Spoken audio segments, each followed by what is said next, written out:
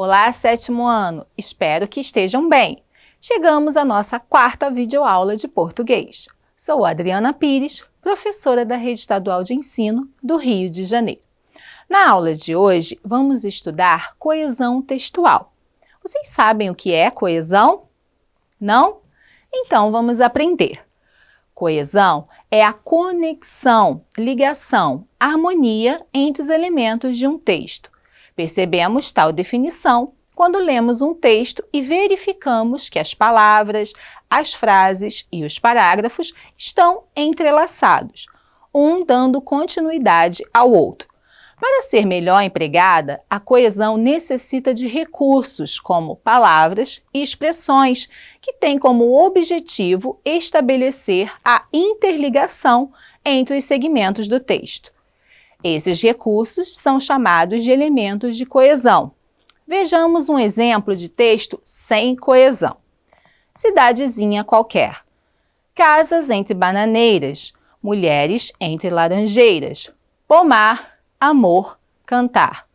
Um homem vai devagar, um cachorro vai devagar, um burro vai devagar. Devagar, as janelas olham. Eita vida besta, meu Deus! Carlos Drummond de Andrade. Nesse poema, percebemos total falta de nexo. Uma frase não se relaciona com a outra. Quando o texto é incoesivo, prejudica o processo de comunicação.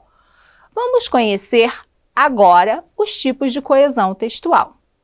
Coesão referencial é o vínculo que existe entre palavras, orações e as diferentes partículas do texto por meio de um referente. Nesse tipo de coesão, os termos conectivos ou coesivos anunciam ou retomam as frases, sequências e palavras que indicam conceitos e fatos.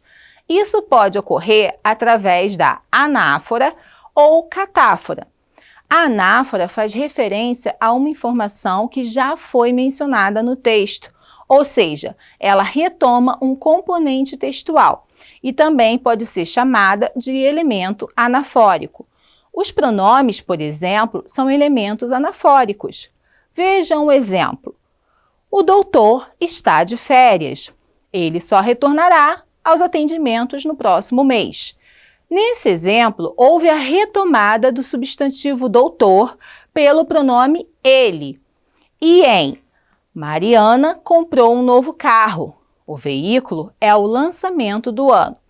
Percebam a retomada do substantivo carro por outro substantivo veículo. Podemos dizer que o pronome pessoal ele e o substantivo veículo são elementos anafóricos, ou seja, que retomam termos anteriores. Ó, memorizem aí. Anáfora é a retomada a um elemento anterior.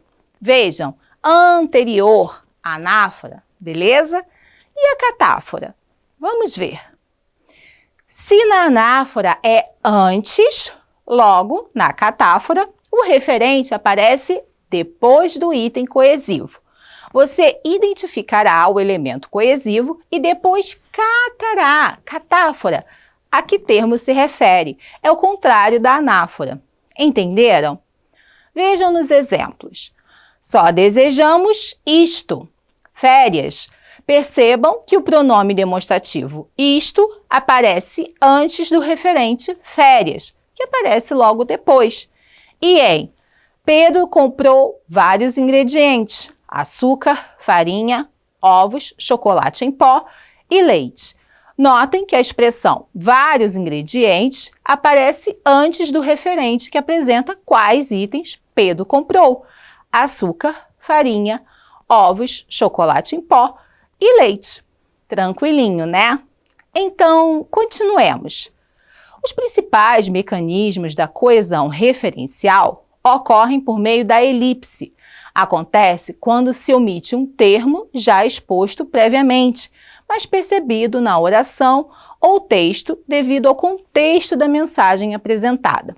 Exemplo de coesão referencial por elipse. Vamos à praia no domingo. Você nos acompanha? Vejam bem, nesse tipo de coesão, um elemento do texto é retirado, não aparece expresso e evita a repetição. Vamos à praia no domingo. Você nos acompanha? A praia está subentendida. E em a mãe foi a primeira a chegar à casa. Abriu a porta, tomou banho, fez o almoço e esperou sua família chegar.